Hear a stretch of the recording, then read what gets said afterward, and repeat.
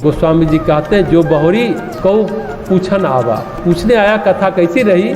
कथावाचक महोदय क्या बोल रहे थे? सर निंदा करी ताही बुझावा। बेकार आदमी, वाहियात आदमी बेकार में बिठा दिया, उनको कथा कहने आता है? वो सरोवर की निंदा में अनगिनत बातें कर देते हैं। मैथिली शरण गुप्त बड़े अच्छे आदमी, साकेत काव्य लिखा, भगवान राम के अनन्य भक्त थे। उन्होंने साकेत में एक जगह लिखा है, राम का चरित्र स्वयं में काव्य है और कोई कवि बन जाए यह सहज संभव है, इसमें कवि की कोई महिमा नहीं है। कालिदास ने जब रघुवंश लिखा, कौ सूर्य प्रभवो वंश है, को चाल्प विषयामति, कहाँ सूर्य से उत्पन्न वंश, कहाँ मेरी छोटी बुद्धि। रघुवंश के वर्णन में ऐसा कालिदास जी लिखते हैं। मैथिली शरण गुप्त को नेहरू जी ने राज्यसभा का सदस्य मनोनीत किया।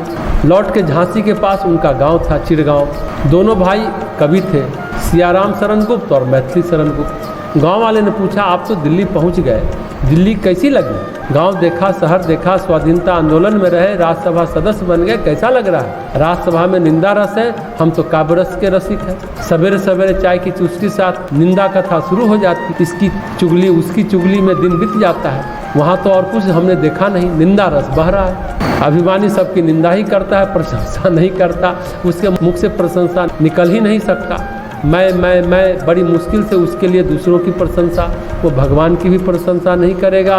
फालतू दुनिया बनाया, सारी नीति की, सारे सिद्धांतों की, सारे धर्म की वह घनघोर निंदा करेगा। यही है माया की भ्रांति, अभिमान भ्रांति है।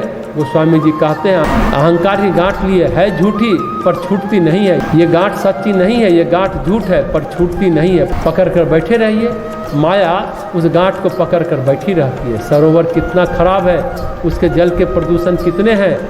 अपने मन का प्रदूषण कथा में उड़ेलता है, कथावाचक में उड़ेलता है, श्रोता में उड़ेलता है। क्यों? अभिमान श्रद्धा का विरोधी है। अब अभिमानी झुक नहीं सकता। अपनी संस्कृति क्या है? हमने झुकना सिखाया। पेड़ के सामने झुको, पत्थर के सामने झुको, इंसान के सामने झुको, दिन में 100 बार झुको, सूर्य के सामने झुको, चंद्र के सामने झुको, नक्षत्र के सामने झुको, पर झुको, क्योंकि अभिमान गलाना है ना। सवेरे से शाम तक झुको, अभिमान गलेगा ना। जो अगर झुकना आ गया तो समझो राम मिल गए, अहंकार गल गया, भगवान मिल गए। पर समस्या यह है, अहंकार झुकने नहीं देता, मन में बैठा रहता है खूंटा जमा करके। अहंकार भगवान के लिए सारे दरवाजे बंद रखता है। इसलिए जो राम कथा सुनने आए हैं, पहले अहंकार को विदा करो।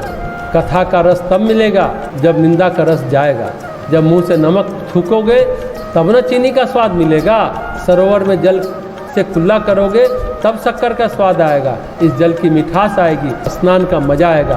तब शिव पार्वती के दर्शन होंगे, तब हनुमान जी समझ में आएंगे, तब राम सीता समझ में आएंगे, और इस रामचरितमानस के रचयिता गोस्वामी जी भी समझ में आएंगे। ऐसे नहीं आएंगे।